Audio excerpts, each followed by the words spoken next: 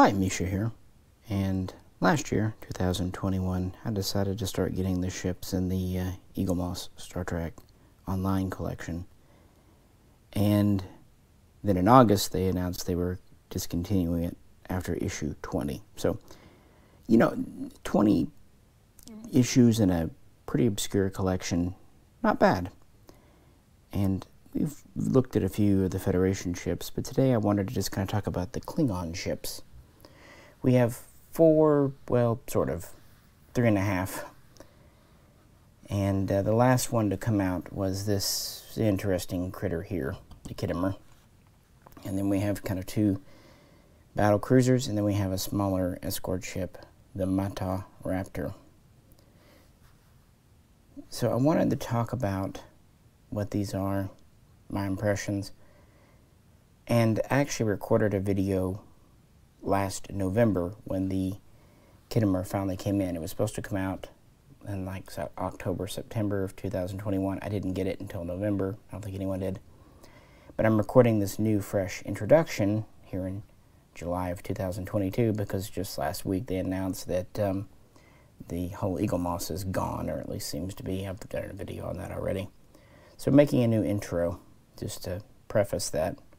But we can still look at these Klingon ships because it's nice to have some new members for the Klingon Defense Force. Now, I want to also mention that when we cut back to the old footage from November, this is not the same Raptor here that was there. The one in that, and it'll be in the rest of the video, these disruptors are bent. And the thing about me being blind, I didn't know for a minute if that was supposed to be, bent down like that. That's just how it looked. Maybe they rotated, I don't know. When I finally figured out it was a defect, I got a replacement here. And you can see how they stick out front, how they could very easily be mushed in the box. So no shade on that. They're pretty actually durable for what they are. The fact that they bent so much instead of breaking off is actually a good thing. A person probably could have broken them off carefully and re-glued them straight, but I just got a replacement. No problemo. These are, or they were, I should say, priced about the same as the others, maybe just a little more. But I've kind of observed that they're bigger overall. The Eaglemoss is probably the smallest and lightest, but these two in the middle, these cruisers, are actually quite chunky and heavy. So with that, let's look at the 25th century Klingon ships and the Klingon fleet for Klingons. Well, some of them. And we'll go back to me from over half a year ago, but mostly what I say is still valid, of course. We begin with our smallest ship, the Mata class Raptor. This is an escort ship or an attack ship, assault ship, and it is kind of a spiritual successor to the Raptor Raider or Raptor Scout from the 22nd century.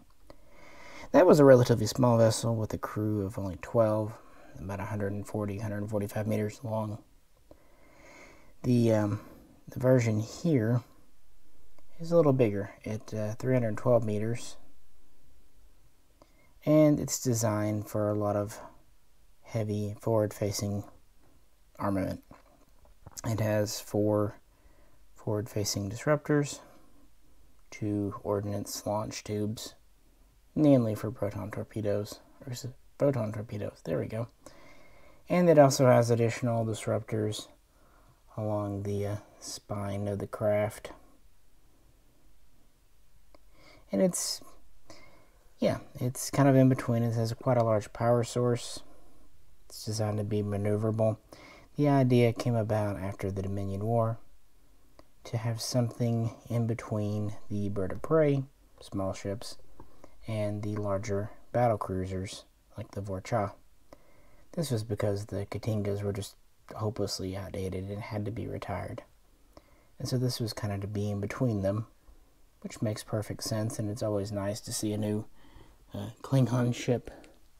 Regardless, they kind of overdo the bird of prey. Of course, like I said, this is from Star Trek Online. I could talk about the in-game specs and all that, but I'm not a gamer. I'm just happy to have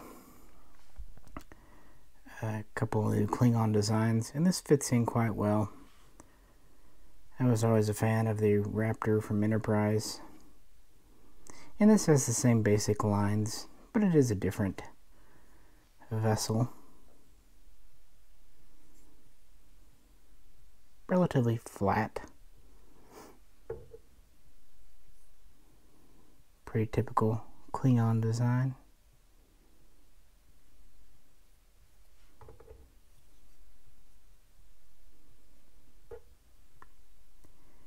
Cloaking device, a blade of armor. Yeah, this is an escort ship, not dissimilar to, say, the Defiant types or the Sabers. He's giving something a little more powerful than a bird of prey, a little more versatile, and it's designed to have a very heavy punch when facing forward. So run in, strike with disruptors and photons, and then maneuver away and come back for another strike. And in the game, these were, design development began around 2405. The first ones were launched in 2408 and became a very common sight in the Klingon fleet.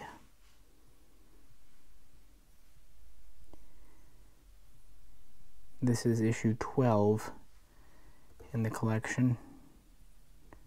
Probably because it's not a main flagship or famous ship. It's just a support ship, a good workaday type ship. In typical Klingon fashion, very heavily armed and kind of punching above its weight class.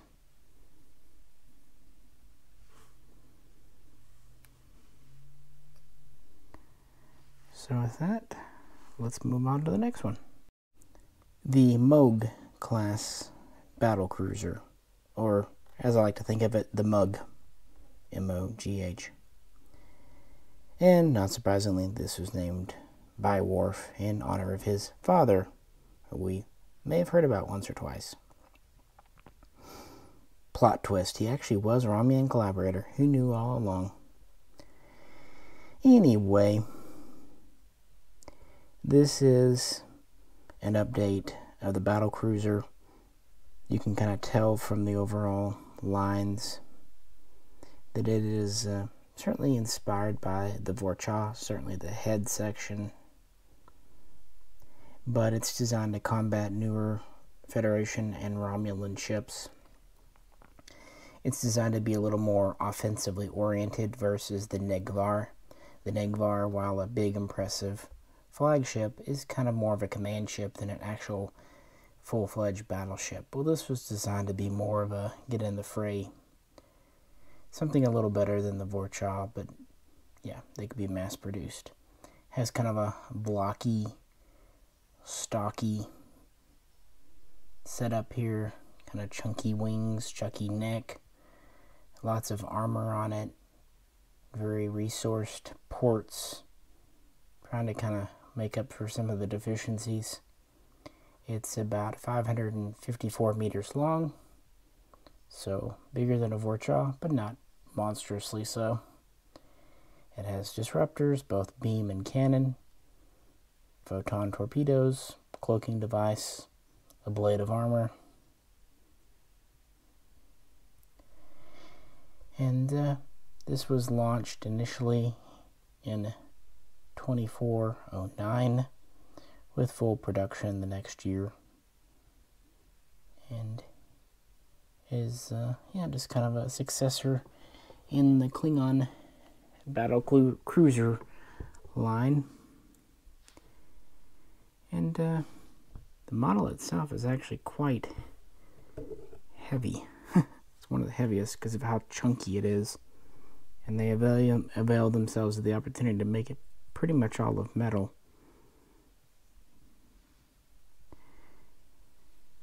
Certainly a more truncated neck, or at least thicker neck, than a Vorcha. Reasonably large nacelles. We have weapons installations under the wing sections. we have a interesting deflector dish, very rectangular here in the front. And the idea, this was to combat fast, maneuverable ships. Again, kind of like the Defiant class, but to kind of outgun them. Maybe not quite as durable as the Negvar, but still hang in there. Just giving the Klingons an update to their venerable battlecruiser line from the D5 to the D7 to the Katinga to the Vorcha, and now the MOOG class, or the MOOG class. Speaking of MOOG, there is a subvariant known as the Keurig class. And yes, I know, but I think it's funny. I'm just imagining a Klingon ship that makes small cups of coffee. Or Roctigino. Sorry, Roctigino. Gotta get these things right. But no, this one's pretty cool. This was issue 10, I believe. So it came in the middle of the collection. It may very well be my favorite. It's just the chunky design. It's Klingon enough, but new enough. The only thing I don't really necessarily care for is the deflector there, but it's eye-catching, I suppose, even to me.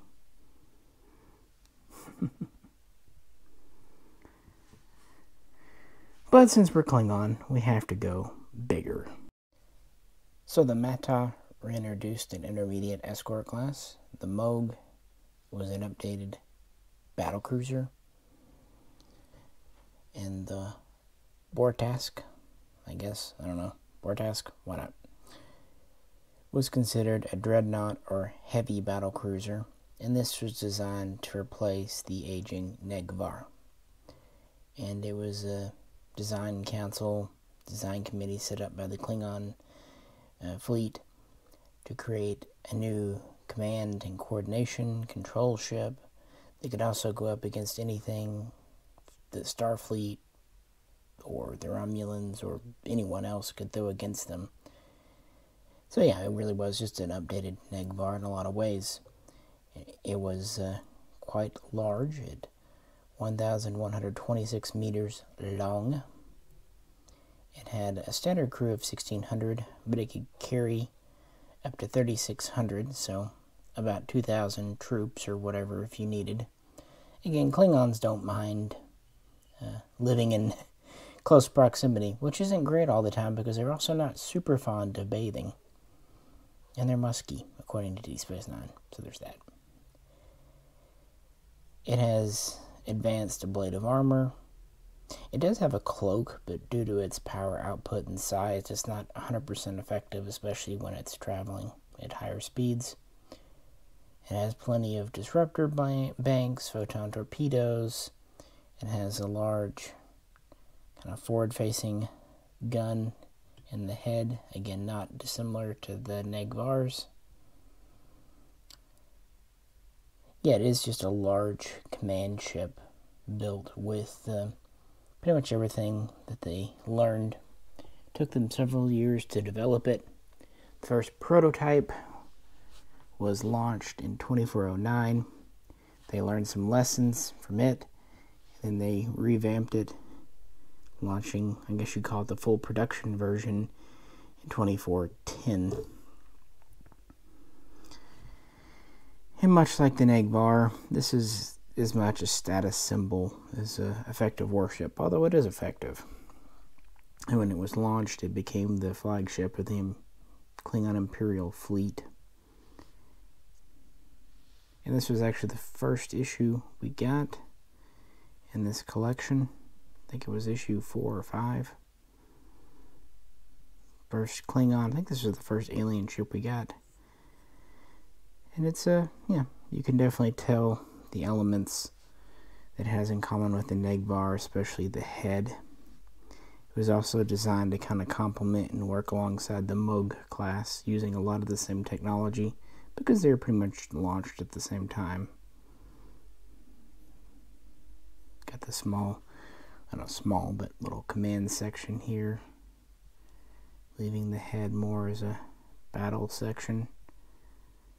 And they had several auxiliary craft. I believe they even had a small bird of prey, kind of like a weird Captain Jot, docked on board these. And the nacelles are very much like those found on the Negvar. And I'm happy to report that Eaglemoss did a better job with these nacelles than they did with the Negvars. In fact, I will say that when it comes to these Star Trek Online ships, they do seem a little heavier, usually, a little more metal, and just a little bit larger scale.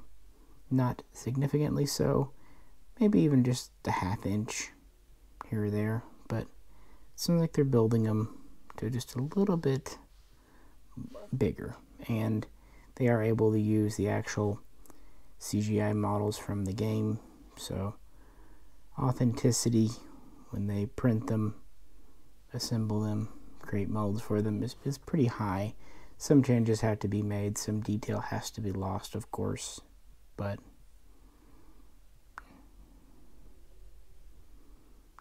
and it's a neat design, and I'm glad to have it. It's always, again, nice to have additional Klingon ships.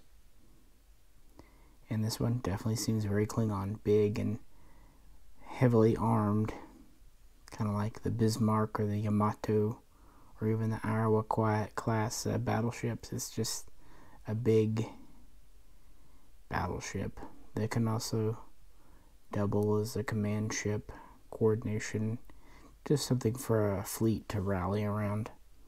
And it's heavy, but I think the MOOG model might actually be a little heavier. This one's heavy mostly up front. It's a little bit lighter in the back. It's all metal though. These are plastic. So this is the one we've had the longest. But we just had one come in that's sort of a Klingon ship. But for the purposes of this video, it's going to be Klingon. The Khitomer class. Yeah, this is supposedly the first joint Federation Klingon design. Yeah, and when I read online that it was supposed to be essentially a Federation-style saucer joined to a Klingon-style body, I thought, that's going to look really dorky. And when I picked this up, I'm not sure my opinion really changed. But it's dorky in a unique way. Come on, we have the Jaeger class. It's better than that, at least. In the Star Trek Online universe, the Federation, Klingons, and Romulans have a alliance to fight foes, and this is one of the products. The Romulans were asked to participate. They said, look, we just lost our home world. That star thing blew up. You didn't help us. We're kind of busy rebuilding our fleet. They did contribute a little technology, and they did contribute officers. So it's Klingon and Federation with a dash of Romulan and Cardassian in there too for good measure. And it's kind of in between. It's not the biggest. It's about 758 meters long, so a little bit longer than the Sovereign. Actually has a pretty light crew of only about 650, at least standard. It has pretty advanced weaponry. It's anti-proton based weaponry. It has typical ordnance launchers. It has advanced armor plating, shielding. One thing I do think is kind of neat, it has a photonic core with 3 EMHs available using hollow projectors around the ship. That makes sense. It also has 3 emergency engineering holograms, which, hell, I think that makes even more sense. Send one of those into a place where there's radiation leaking. And it has 6 emergency security officers, which I say, hell, that should be all of them. But that's kind of a neat little feature that kind of progresses from Voyager. These were designed and developed and first launched in 2411. The prototype, the AFS Kittimer, and it was successful enough that 9 additional hulls were laid down. Some of them were nominally under the command of the Klingons. Some are nominally under the command of the Starfleet. But in general, they were all kind of part of the Alliance. It's a unique ship, I'll give it that. We do have kind of a completely full saucer here. Kind of reminds me of a Discovery style saucer, the way it cuts off and angles. But then the rest is pretty Klingon. And then we get to the nacelles, and they could kind of pass for either Klingon or Federation. Yeah, kind of either one.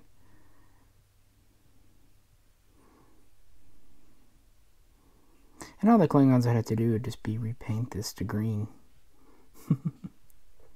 Oh, why not? But since we have so many Federation ships and so few Klingons, at least comparatively speaking, we're going to call this a Klingon ship so it can sit on the Klingon shelf. It's lighter than the others. The metal is the front here and the neck and the wings, and then the top part here is some plastic and the nacelles. So kind of like with the Bortusk, the front is heavier than the back. But this was issue 16, which was supposed to be out several months ago. This one just came in a couple of days ago, hence why I finally decided to do the video here. Yeah, it does have a bit of a Klingon profile with the deflector and the saucer. I don't know. I think it'd be one of those ships that maybe grows on me. It's neat to have regardless.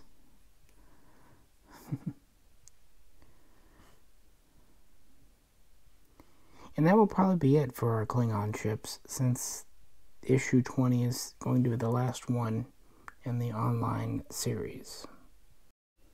And here they are, arranged in release order. Yeah, I do think the MOOG class is my favorite. Then again, I've always been a big fan of the Vorcha. And I think it's the most practical of its size. You go to these big ships, they're just like old school battleships. They kind of become the target. Something like this, just fast enough, but still heavily armed and armored. I think it's a really good idea for them to reintroduce the Raptor style. And this is a thing that exists.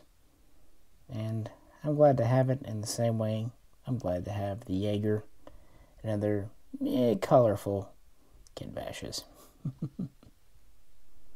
So what do you think? They're neat enough.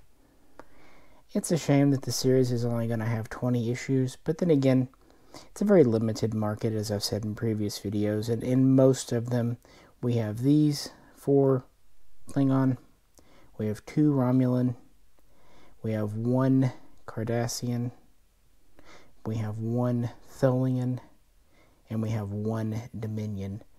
So 9 are alien, meaning 11 are Federation. But that makes sense, it's kind of everyone's favorite. But I just wanted to do a video. I didn't really want to do an individual video on these because there's not a lot to say unless you want to talk about specs in the game, which really didn't. So, with that, this is our little Klingon fleet, and I'm happy to have extra members for the Imperial Klingon fleet to go along with what we have, because you can never have enough. So let me know what you think. I appreciate you tuning in. As always, if you could, please like, share, subscribe, all that fun, wonderful, good stuff. This is Misha, and I'll catch you very soon next time.